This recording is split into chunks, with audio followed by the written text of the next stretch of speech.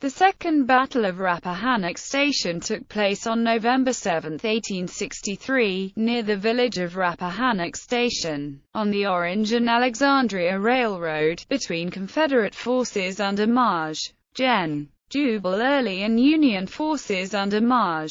Gen. John Sedgwick as part of the Bristow Campaign of the American Civil War. The battle resulted in a victory for the Union. Background: after the Battle of Gettysburg in July 1863, the Union and Confederate armies drifted south and for 3 months sparred with one another on the rolling plains of northern Virginia. Little was accomplished, however, and in late October General Robert E. Lee withdrew his Confederate army behind the Rappahannock River, a line he hoped to maintain throughout the winter. A single pontoon bridge at the town of Rappahannock Station was the only connection Lee retained with the northern bank of the river. The bridge was protected by a bridgehead on the north bank consisting on 2 redoubts and connecting trenches. Confederate batteries posted on hills south of the river gave additional strength to the position. The bridgehead was an integral part of Lee's strategy to defend the Rappahannock River line. As he later explained, by holding the bridgehead he could threaten any flank movement the enemy might make above or below,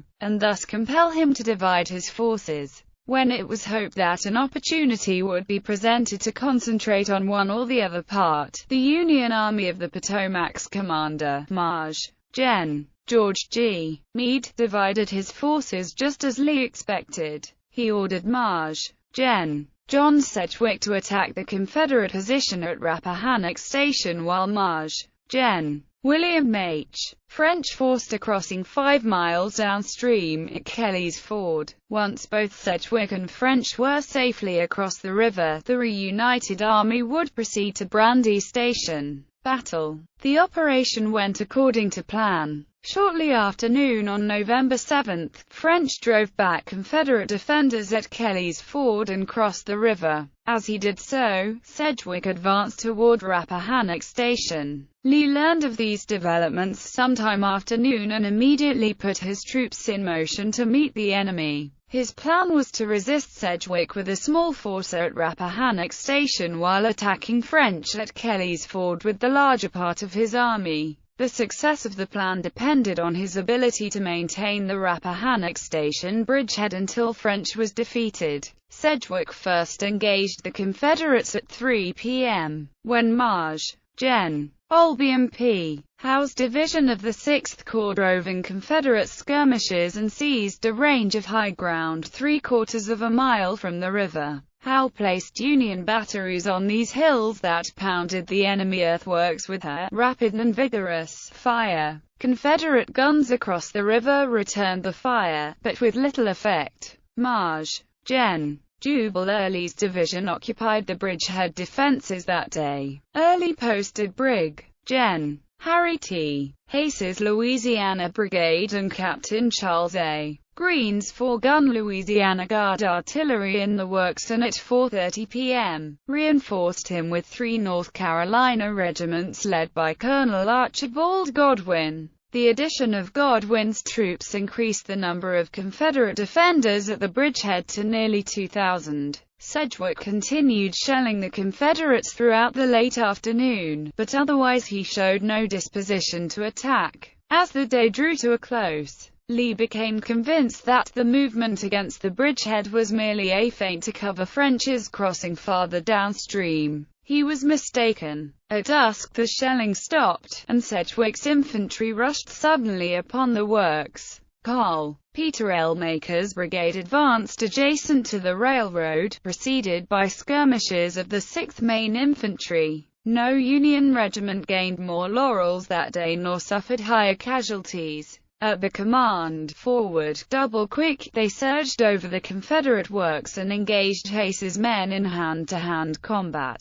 Without assistance, the 6th Maine breached the Confederate line and planted its flags on the parapet of the easternmost redoubt. Moments later, the 5th Wisconsin swarmed over the walls of the western redoubt, likewise wresting it from Confederate control. On the right, Union forces achieved comparable success. Just minutes after Ellmaker's brigade penetrated Hayes's line, Carl Emory Upton's brigade overran Godwin's position. Upton reformed his lines inside the Confederate works and sent a portion of the 121st New York to seize the pontoon bridge, while the rest of his command wheeled right to attack the confused Confederate horde now massed at the lower end of the bridgehead. Confederate resistance dissolved as hundreds of soldiers threw down their arms and surrendered. Others sought to gain the opposite shore by swimming the icy river or by running the gauntlet of Union rifle fire at the bridge. Confederate troops south of the Rappahannock looked on hopelessly as Union soldiers herded their comrades to the rear as prisoners of war. Aftermath. In all, 1,670 Confederates were killed, wounded, or captured in the brief struggle, more than 80% of those engaged. Union casualty figures, by contrast, were small, 419 in all. For the North, the battle had been a complete and glorious victory, an engagement as short as it was decisive, reflecting infinite credit upon all concerned. Marge. Gen. Horatio G. Wright noted that it was the first instance in which Union troops had carried a strongly entrenched Confederate position in the first assault. Brig. Gen. Harry Hayes claimed to have been attacked by no less than 20,000 to 25,000 Union soldiers, a figure 10 times the actual number. The battle had been as humiliating for the South as it had been glorious for the North. Two of the Confederacy's finest brigades, sheltered behind entrenchments and well supported by artillery, had been routed and captured by an enemy force of equal size. Carl Walter H. Taylor of Lee's staff called it the saddest chapter in the history of this army, the result of miserable management. An enlisted soldier put it more plainly. "I don't know much about it," he said, "but it seems to be that our army was surprised." Lee would later call on subordinates to submit reports on the battle in an effort to determine what had gone wrong.